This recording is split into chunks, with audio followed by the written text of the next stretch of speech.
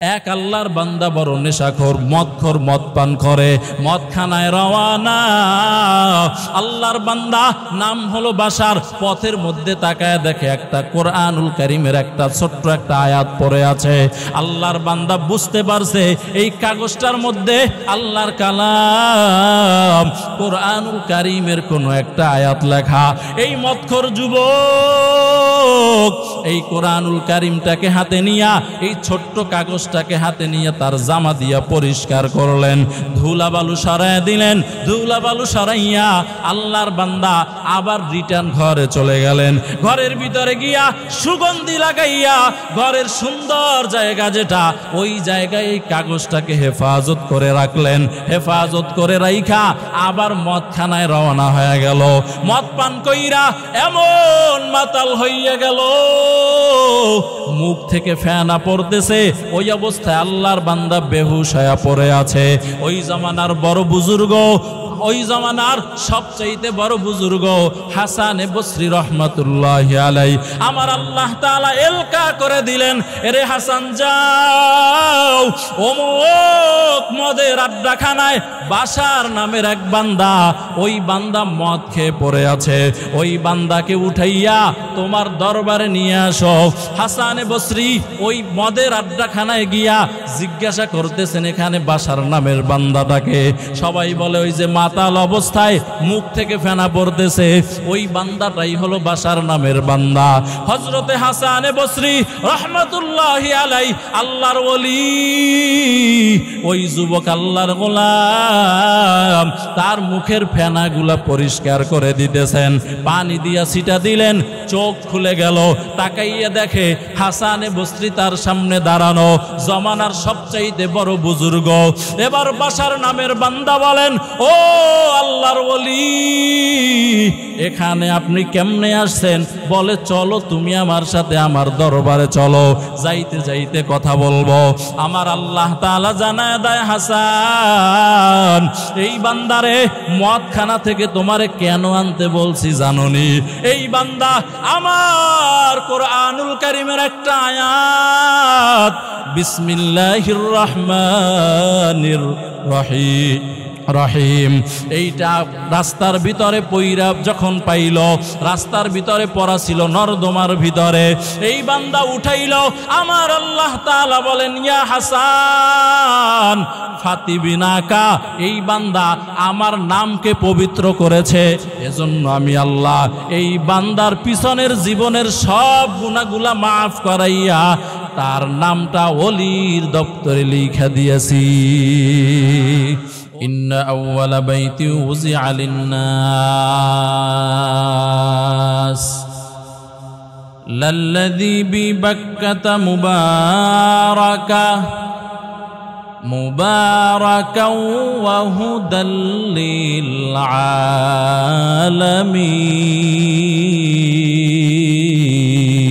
আলামিন। এই কালামে জিন্দা কুরআনে হাকিম, হিকমতে উলা ইয়াজালাসতা কদিম জামিউল ইলম ফিল কুরআনে হাকিম তাকাসার আনহু আফহামুর রিজালি বখা কুরআন কালামুল্লাহ বশনো কদিমাস্তি নুঈনু। এমন আল্লাহ তাআলা কোরআন নাজিল করেছেন যে আল্লাহর মতো আর কোনো দ্বিতীয় আল্লাহ নাই। আছে এমন নবীর উপরে নাজিল করেছেন যেই নবীর মতো আর কোনো দামি নবী নাই। কেমন দামি নবী? আমার রহমতের নবী কেন বলা হয়? মায়ার নবী কত দামি। আদম আলাইহিস সালাম আসমানের ভিতরে আমার আল্লাহ তাআলা, লম্বা ইতিহাস আছে, আজরাইল দিয়া মাটি নেওয়াইয়া আদমকে সৃষ্টি করলেন, জান্নাতের ভিতরে থাকতে দিলেন।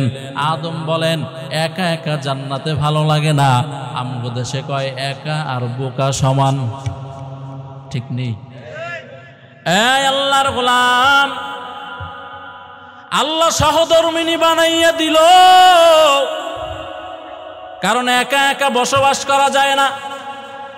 সহধর্মণি অর্ধাঙ্গিনী ওয়া খালাকনাকুম আজওয়াজা, আদমের বাম পাজরের হাড্ডি থেকে হাওয়াকে বানাইলেন, বাম পাজরের হাড্ডি বাঁকা। তাফসীরের কিতাবে আসছে এজন্য মেয়ে লোকেরা সবাই বাঁকা। মেয়ে লোকেরা বাঁকা না সোজা? হ্যাঁ, রহমতের নবী বলেন, এরে উম্মত, এই বাঁকাটারে একেবারে সোজা করতে যাইও না, তাইলে ভেঙে যাবে। একটু মাঝামাঝি কায়দায় সোজা করো। পরিপূর্ণ সোজা করতে গেলে তোমার সংসার ভেঙে যাবে, ঠিক নি? আদম আর হাওয়া দুইজন এবার একসাথে বসবাস করতেছেন। ওখানেও আমার আল্লাহর পরীক্ষা। আমার আল্লাহ বলেন, এরে আদম, জান্নাতে ঘুরো, বিবি নিয়ে তুমি এখানে রং তামাশা করো, যা করো করো, জান্নাতের ভিতরে ঘোরাফেরা করো, সমস্যা নাই। খবরদার, ঘটনা আপনারা জানেন, একটা ফল আছে গন্ধম, এইটা খাইবা না, এটার কাছেও যাইবা না। আমগো দেশে কয়, যেখানে বাঘের ভয় সেখানে রাত হয়, ঠিক নেই? শয়তান তো আছে পিছনে পিছনে, আছে না নাই? এই আল্লাহর গোলাম, শয়তানে কয়, আদম, এই যে গন্ধম ফল দেখতেছো, এইটা খাইলে আর জান্নাত থেকে বের হওয়া লাগবে না। আউযুবিল্লাহ না নাউযুবিল্লাহ। নবীরে শয়তান ধোঁকা দিছেন, আর আপনি কোন জায়গার ওলি হইছেন যে আপনার শয়তান ধোঁকা দিবে না? একটু টুপি পরছে, একটু দাড়িটা লম্বা হয়েছে, 5 ওয়াক্ত নামাজ মসজিদে পড়ে, এখন আর আশেপাশের মানুষেরই মানুষই মনে করে না। কি আছে না নাই? এগুলো সব শুয়োরের জাত। কি এরকম বলে না? এই আল্লাহর বান্দা, খবরদার, তোমার শয়তান ধোঁকা দিছে। ওলিয়ে কামেল শাহ আব্দুল কাদের জিলানী রহমাতুল্লাহি আলাইহি, মাহবুবে সুবহানী, কুতুবে রব্বানী, গরিবে নওয়াজ আব্দুল কাদের জিলানী রহমাতুল্লাহি আলাইহি, ওনার মতো বড় বীর আসমানের নিচে জমিনের উপরে নবীদের পরে আর কেউ ছিল না। এজন্য ওনার লকবটাই হলো বড় পীর আব্দুল কাদের জিলানী, মাহবুবে সুবহানী, কুতুবে রব্বানী। আল্লাহর গোলাম রাতের বেলা ইবাদত করতেছেন, খোলা আসমানের নিচে তাহাজ্জুদের নামাজ আদায় করতেছেন। হঠাৎ করে আসমানে তাকায় দেখে বড় একটা সিংহাসন দেখা যায়। কি দেখা যায়? কথা বুঝতেছেন?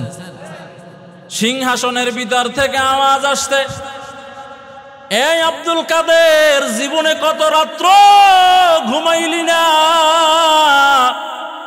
আল্লাহর কদমে সেজদা দিয়া কাটায় দিলি, চোখের পানি ছেড়ে ছেড়ে কাটায় দিলি।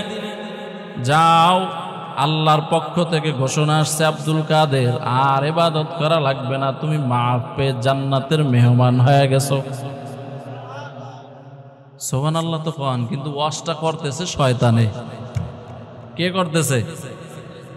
আব্দুল কাদের জিলানী বলেন যে নবীর ব্যাপারে, আমগো নবীর ব্যাপারও তো এরকম সরাসরি তোমার মতো এরকম কেউ বলে নাই, অন্য নবীদের ব্যাপারও বলে নাই। এই আল্লাহর গোলাম, আমি কোন জায়গার কি হইছি যে আমার এইসব বলতেছো যে জান্নাত পেয়ে গেছে? আব্দুল কাদের জিলানী আসমানের দিকে তাকাইয়া একটা দোয়া পড়লেন, লা হাওলা ওয়ালা কুওয়াতা ইল্লা বিল্লাহ। এইটা পয়রা ফুমাইরা দিছে। ফুমারার সাথে সাথে দেখে সিংহাসন ভেঙ্গে শয়তান দৌড় দিয়েছেন। সুবহানাল্লাহ। এবার পড়েন, আরো জোরে পড়েন। এবার শয়তান যাইতেও ধোঁকা দেয়। শয়তান কয়, আব্দুল কাদের, তোমার ইলমে তোমারে বাঁচায় দিল। আব্দুল কাদের কয়, শয়তান, তুই এখানেও আমারে ধোঁকা দিছো। আমার ইলম আমারে বাঁচায় নাই, আমারে বাঁচাইছেন আমার আল্লাহ তার কুদরতের রহমতে। ইলমে রা'জাজ করদান বেহিসাব, খলকে রাদা দন জওয়াবে বাসওয়াব, হক নদারত দস্তে খলকা জারেরা, নিস্তে ই খসলত কে দিনদারেরা। এই নাজিরপুরের মুসলমানেরা, আদম আলাইহিস সালাম জান্নাতে বসবাস করতেছেন, গন্ধম খাওয়ার জন্য আমার আল্লাহ নিষেধ করলেন, শয়তান ধোঁকা দিল, গন্ধম খেয়ে ফেললো হাওয়া। আদম আলাইহিস সালাম তিনিও খেয়ে ফেললেন, জান্নাত থেকে আমার আল্লাহ বের করে দিলেন, দুইজনকে দুই দিকে ফালাইলেন। 350 বছর কান্না করলেন। 350 বছর কান্না করার পরে আদম আলাইহিস সালাম আল্লাহর কাছে দোয়া করলেন, ও আল্লাহ, আদম নামে সর্বপ্রথম তুমি আমায় বানাইয়া তোমার সাথে কাহার নামটা লিখিলা রাখিয়া। আল্লাহ বলেন, আদম আমার বন্ধু মুহাম্মদ আমার সাথে জড়িত, যাহার সৃষ্টি না হইলে আসমান জমিন না হইত। রহমতের নবীর ওসিলা দিয়ে আদম দোয়া করলেন। দোয়া করতে দেরি, আমার আল্লাহ তাআলা আদমের দোয়া কবুল করতে দেরি করে নাই। 350 বছর কান্না করার পর আপনার আমার নবী, রহমতের নবী মুহাম্মদুর রাসূলুল্লাহ সাল্লাম পড়েন না, সাল্লাল্লাহু আলাইহি ওয়াসাল্লাম। নবীর নাম শুনলে একবার দুরূদ পড়া ওয়াজিব। রহমতের নবী বলেন, একবার যদি দুরূদের আমল করো আমার আল্লাহ তাআলা কমপক্ষে 3টা ফজিলত দান করবেন। 1 নাম্বার, তোমার 10টা গুনাহ আমার আল্লাহ ক্ষমা করে দিবেন। 2 নাম্বার, আমার আল্লাহ তাআলা তোমার আমলনামায় 10টা নেকি লিখে দিবেন। 3 নাম্বার, আমার আল্লাহ তাআলার কাছে তোমার সম্মান 10 গুণ বেড়ে যাবে। রহমতের নবী বলেন, এই উম্মতেরা, দৈনিক যদি 1000 বার আমি রহমতের নবীর উপরে দুরূদ পাঠ করো, লম্বা দুরূদ পড়ো না, ছোট্ট দুরূদ পড়ো, আল্লাহুম্মা সাল্লি আলা মুহাম্মদ, আল্লাহুম্মা সাল্লি আলা মুহাম্মদ সাল্লাল্লাহু আলাইহি ওয়াসাল্লাম, সাল্লাল্লাহু আলাইহি ওয়াসাল্লাম। এই দুরূদগুলা বান্দা জবানে চালু করে নাও। রহমতের নবী বলেন, দৈনিক যদি 1000 বার পড়ো রে গোলাম, তোমার মরণ হবে না, মরণ হবে না, মরণ হবে না, তোমার নামটা জান্নাতের খাতায় না উঠানো পর্যন্ত। हर के बाशद आमिले सल्लु मुदाम आते से दो ज़ख़शावद बर वे हराम। এই যুবক আল্লাহর গোলাম, ও পর্দার অন্তরালের আম্মাজান, ও বৃদ্ধ বাবাজি, হায়াতের কত সময় চায়ের দোকানে বইসা, আড্ডায় বইসা জবানটা দিয়া দুনিয়ার কত এলোমেলো কথা বললা রে বাবা।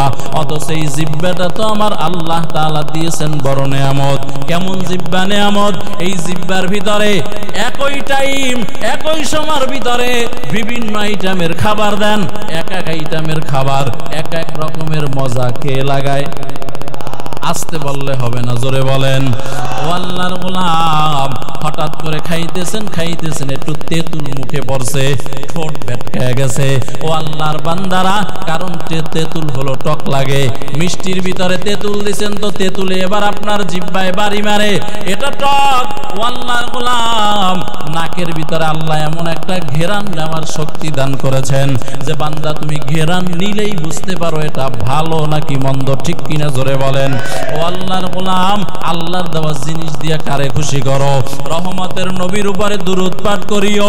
হাদিস শরীফের মধ্যে পাওয়া যায়, যারা নিয়মিত মায়ার নবীর উপরে দুরূদ পাঠ করে, দুরূদ পাঠ করতে করতে করতে করতে ওই বান্দার উপরে রহমতের নবী এমন খুশি হয়ে যায়, এক পর্যায়ে রহমতের নবী স্বপ্নে তার সাথে মোলাকাত করে। हर के बाशद आमिले सल्लु मुदाम आते से दो ज़ख़शावद बर वे हराम। ও আল্লাহর বান্দারা, রহমতের নবী আমার এই নবীর ওসিলা দিয়া আদম আলাইহিস সালাম দোয়া করলেন, আমার আল্লাহ দোয়া কবুল করে নিলেন। ও আল্লাহর বান্দারা, এমন নবীর উম্মত হতে পেরে খুশি না বেজার? আরো জোরে বলেন। এত অল্প আওয়াজে হবে না, জোরে বলেন, খুশি না বেজার? এবার কারা কারা খুশি 2 হাত তুলে আল্লাহরে দেখান। নারায়ে তাকবীর।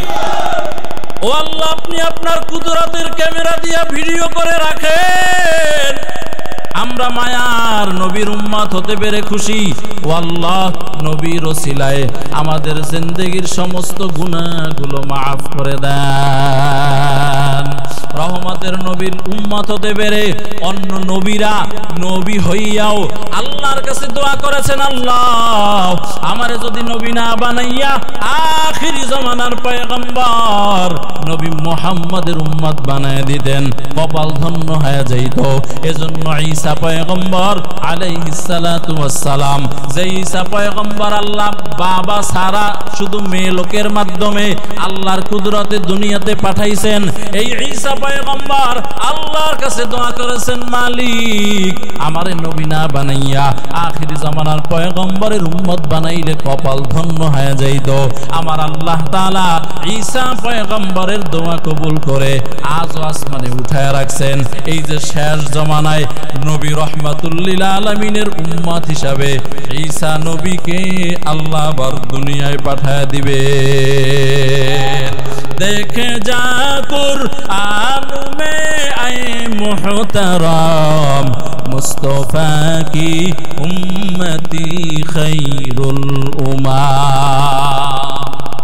এই নাজিরপুরের মুসলমানেরা, এত দামি নবীর উপরে আল্লাহ কোরআন নাজিল করেছেন, যেই নবীর মতো আর কোন নবী নাই, যেই রসুলের মতো আর কোন রসুল নাই। এমন জায়গার উপরে কোরআন নাজিল করেছেন যেই জায়গার মতো আর কোন জায়গা নাই। বলেন তো, মক্কাতুল মুকাররমার মতো এত দামি জায়গা আর কোথাও আসেনি? দামি মানে কি, টাকা বেশি? হ্যাঁ, হুদুদে হেরেমের ভিতরে কেউ যদি 1 রাকাত নামাজ আদায় করে, কয় রাকাত? রহমতের নবী বলেন 1 রাকাতের বিনিময়ে আমার আল্লাহ তাআলা কমপক্ষে 1 লক্ষ রাকাত নামাজের নেকি দান করবেন। এই আল্লাহর গোলাম, আল্লাহর ঘর কত দামি জানো?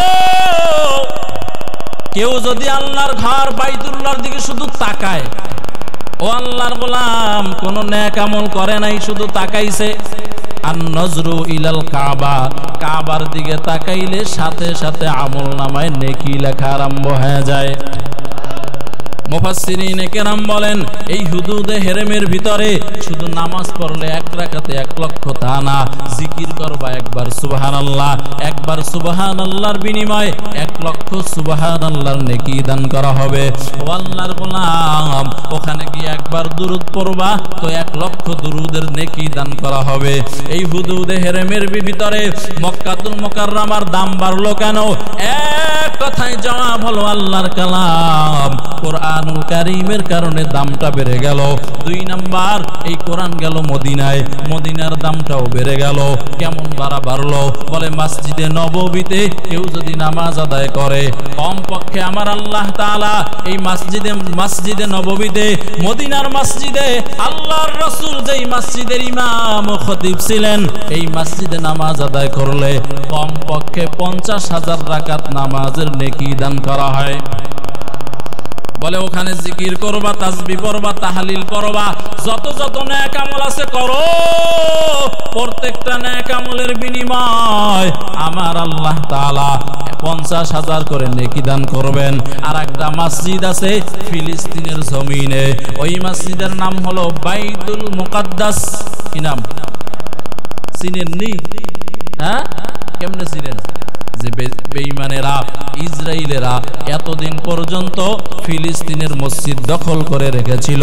ফিলিস্তিনের মানুষের উপরে বেঈমানেরা, ওই ইসরায়েল বাহিনী লাল চামড়াওয়ালারা, তারা জুলুমের স্টেম রোলার চালিয়েছে। ঠিক কিনা? জোরে আওয়াজ দিয়ে বলেন। ও আল্লাহর বান্দারা, এই বাইতুল মুকাদ্দাসের কথাও কোরআনুল কারীমে আল্লাহ বলেছেন, সুবহানাল্লাযী আসরা বিআবদিহি লাইলাম মিনাল মাসজিদিল হারাম ইলাল মাসজিদিল আকসা আল্লাযী বারাকনা হাওলাহু লিনুরিয়াহু মিন আয়াতিনা ইন্নাহু হুয়াস সামিউল বাসীর। এই আয়াতের মধ্যে আমার আল্লাহ তাআলা বাইতুল বাইতুল মুকাদ্দাসের কথা বলেছেন। এই মুমিন বান্দা বাইতুল মুকাদ্দাসে গিয়া 1 রাকাত নামাজ পড়ো, আমার আল্লাহ তাআলা 1 রাকাতের বিনিময়ে 1000 রাকাত নামাজের নেকি দান করবেন।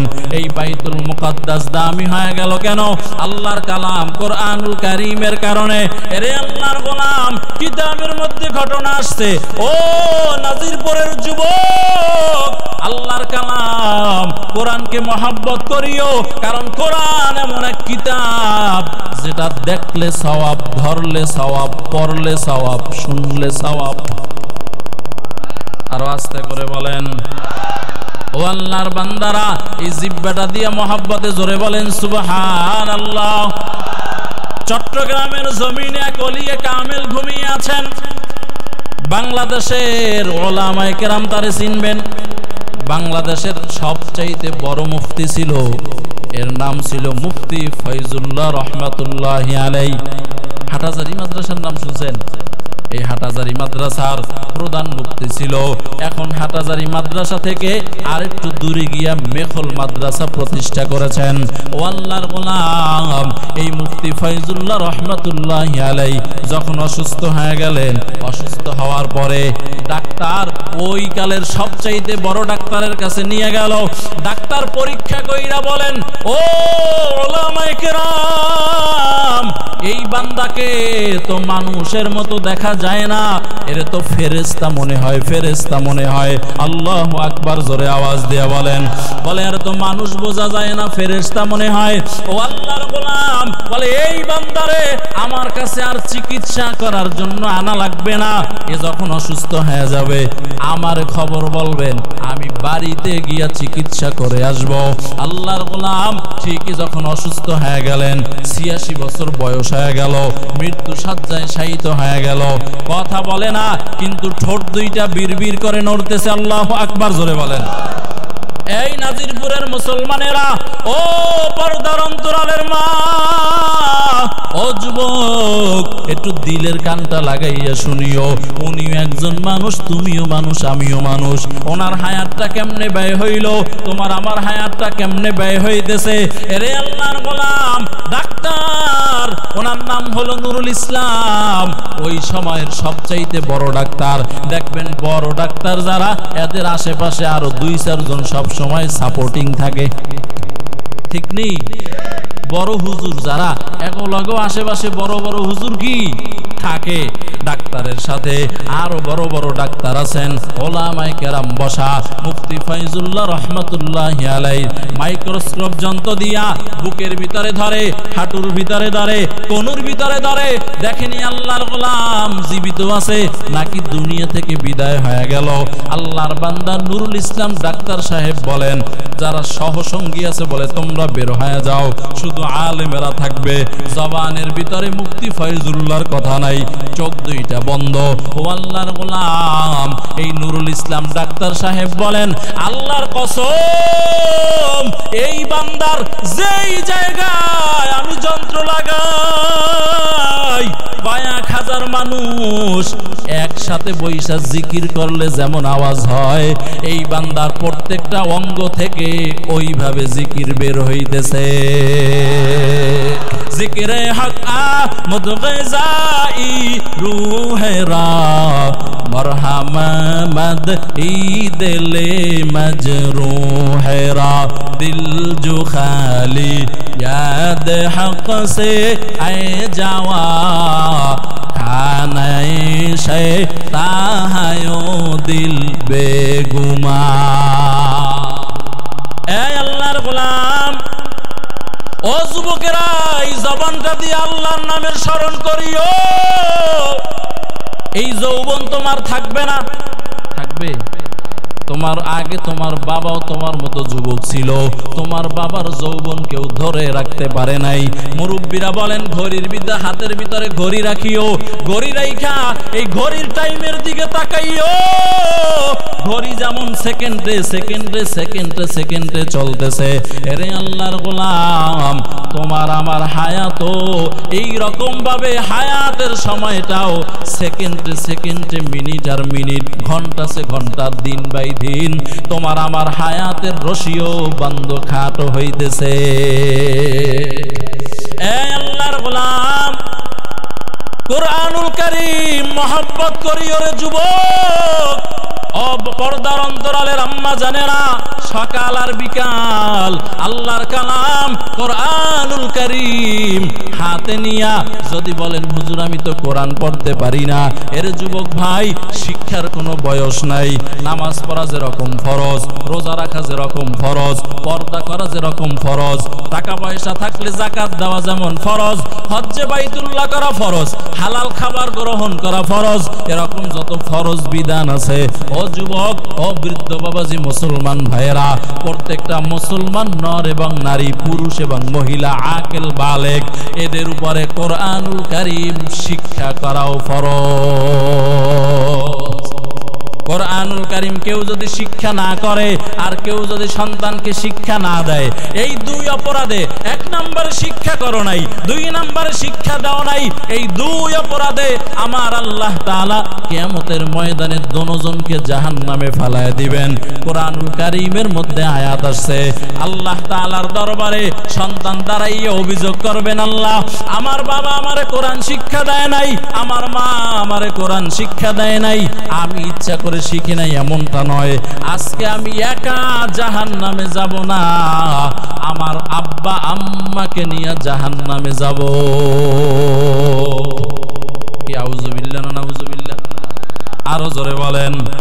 ও আল্লাহর বান্দারা, আমি বলি না সব আমার মতো বড় হুজুর হয়ে যাও, আলেম হওয়া ফরজ না, মুফতি হওয়া ফরজ না, মুহাদ্দিস হওয়া ফরজ না, আমার মতো ওয়াইজ হওয়া ফরজ না, হাফিজুল কোরআন হওয়া ফরজ না, কিন্তু মনে রাখিও প্রত্যেকটা মানুষ যে দাবি করবে আমি আল্লাহর বান্দা রাসূলের উম্মত, তার জন্য মুসলমানি অর্জন করা হলো ফরজ।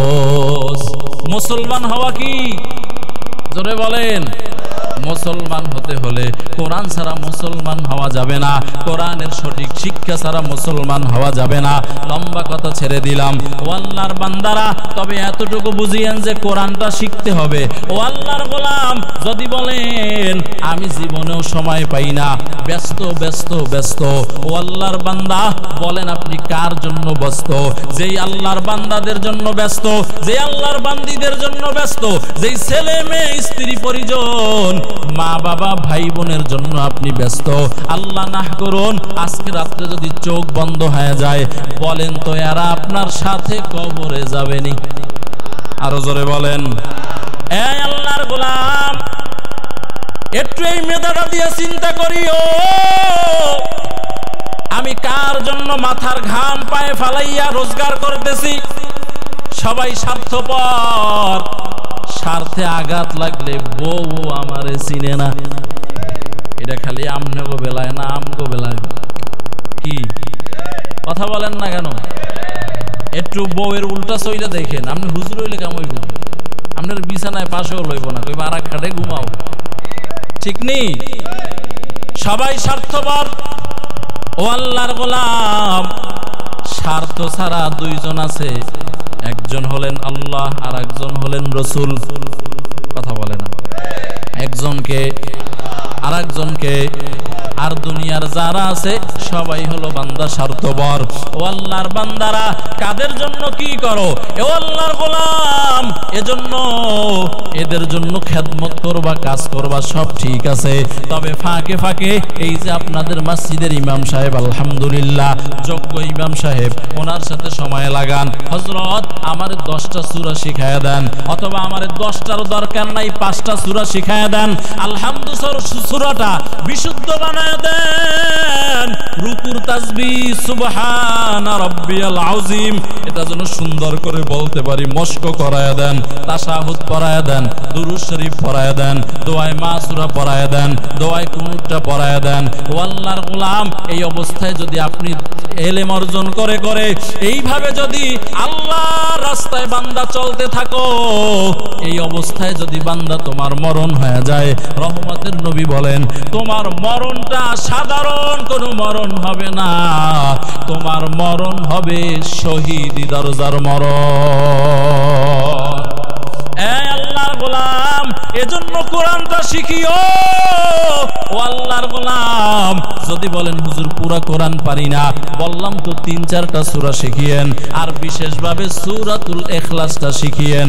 কারণ রহমতের নবী বলেন, একবার সূরাতুল ইখলাস পড়বা, কুল হুয়াল্লাহু আহাদ আল্লাহুস সামাদ লাম ইয়ালিদ ওয়া লাম ইউলাদ ওয়া লাম ইয়াকুল লাহু কুফুয়ান আহাদ। এই যে একবার বললাম, কমপক্ষে 10 পারা আমল না, 10 পারা কোরআনুল কারীমের নেকি আমার আল্লাহ আমাদের সবার আমল নামায় লিখে দিয়েছেন। 3 বার পড়লে 30 পারা, 10 বার পড়বেন। রহমতের নবী বলেন 10 বার পড়লে আমার আল্লাহ তাআলা ওই বান্দার নামে জান্নাতের রেজিস্ট্রি করা বাড়ি তৈরি করে দিবে।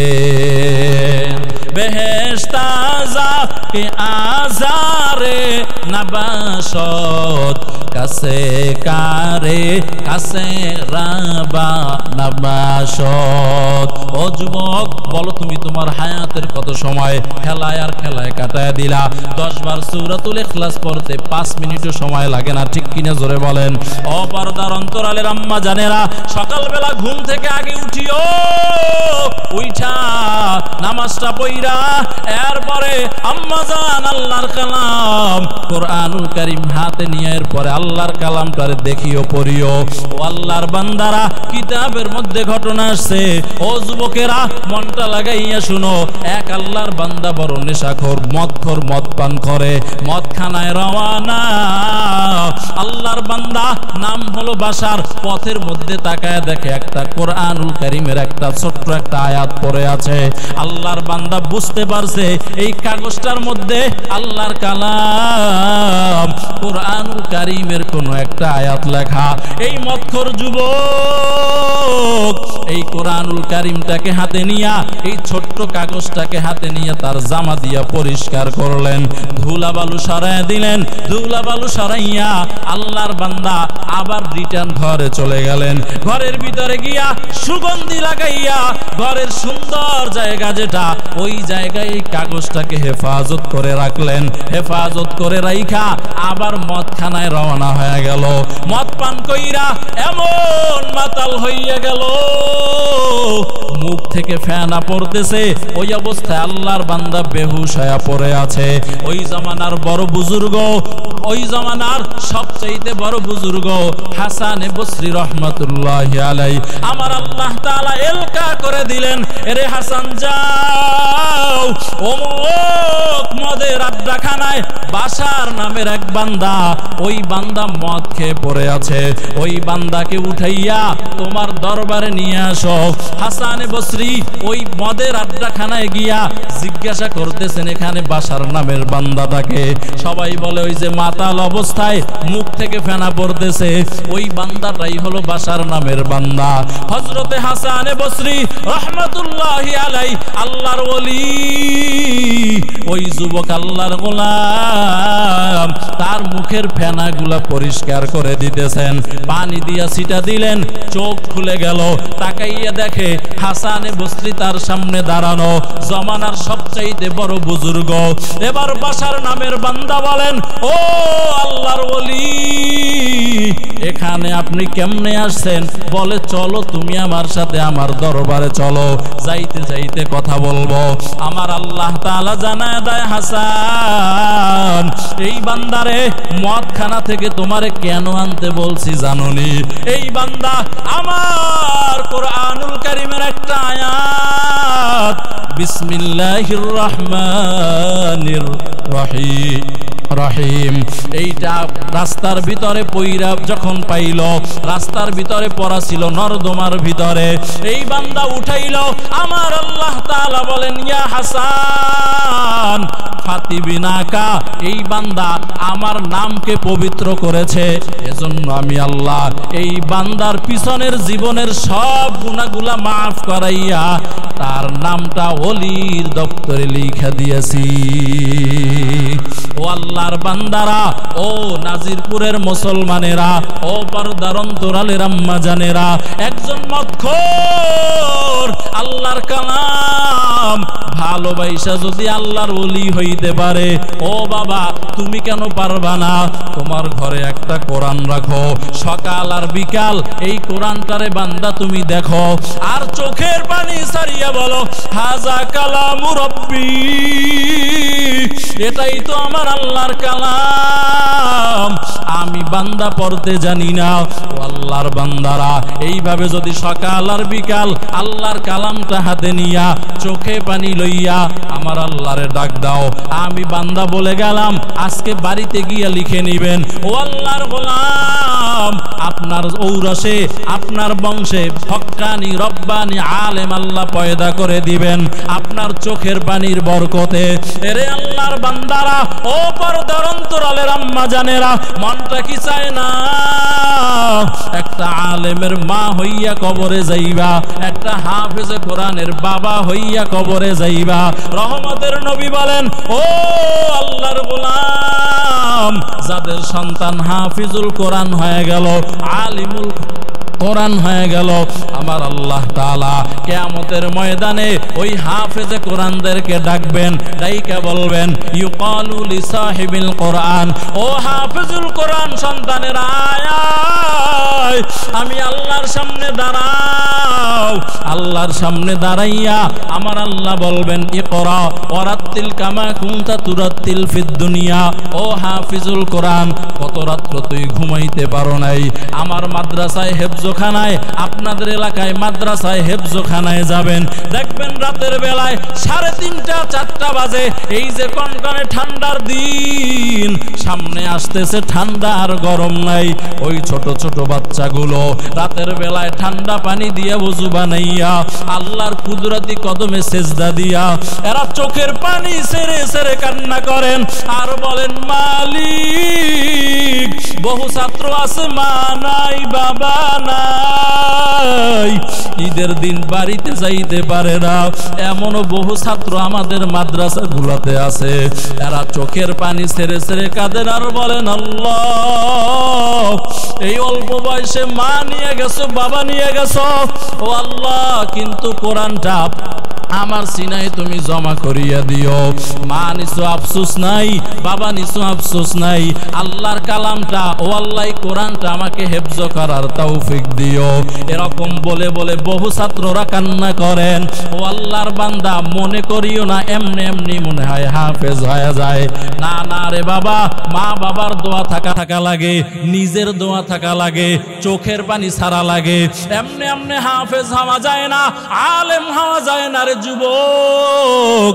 তোমরা মনে করতে পারো আমি বান্দা, আমার এলেমে আমলে মনে হয় এই চেয়ারে বসলাম, না না রে বাবা, আমার কোনো যোগ্যতা নাই মা বাবার চোখের পানি, আমার মা বাবা একজন মা বাবা। ও যুবক, তুমিও বাবা, ও বৃদ্ধ বাবাজি আপনিও বাবা। রহমতের নবী বলেন, মা বাবা যদি সন্তানের জন্য চোখের পানি ছেড়ে দোয়া করে, আমার আল্লাহ ওই দোয়া খালি ফিরাইয়া দেয় না। আমার আল্লাহ বলবেন, ও হাফিজুল কোরআন, এক একটা আয়াত পড়ো আর জান্নাতের এক এক তালার মালিক হয়ে যাও। আমার আল্লাহ এখানেই শেষ করবেন না। আমার আল্লাহ বলবেন, ও হাফিজুল কোরআন, তোমার বাবা কোথায়, তোমার মা কোথায়? আল্লাহ ফেরেশতাদেরকে বলবেন, ও ফেরেশতা, এই বান্দার মা বাবার হাজির কর। আমি আল্লাহ তাআলা আমার কুদরতি হাতে এই হাফেজে কোরআনের মা বাবার মাথার উপরে নূরের টুপি পরায় দিব।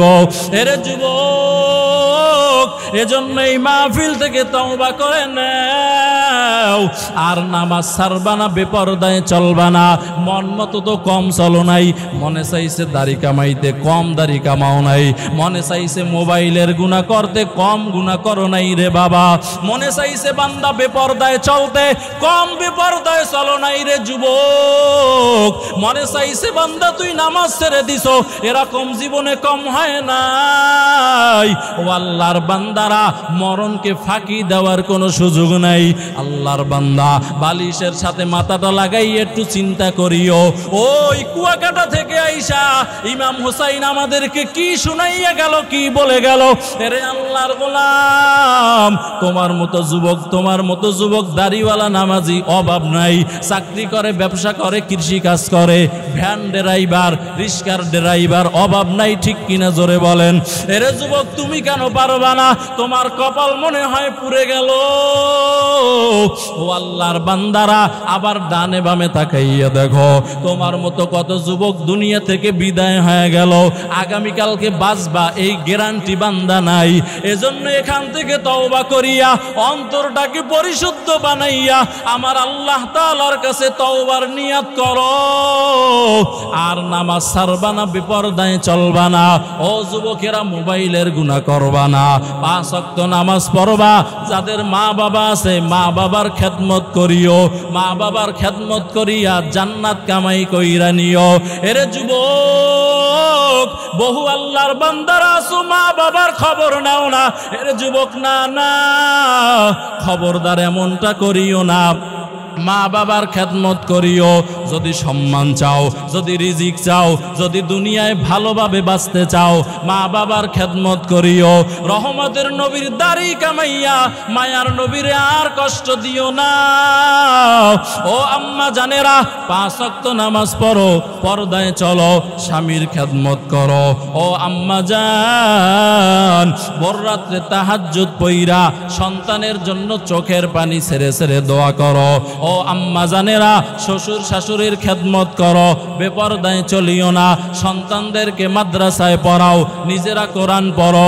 ও আল্লাহর গোলাম, জবান দিয়া মিথ্যা বলবা না, অন্যায় কাজ করবা না, দাড়ি কামাইয়া রহমতের নবীরে আর কষ্ট দিবা না রে বাবা।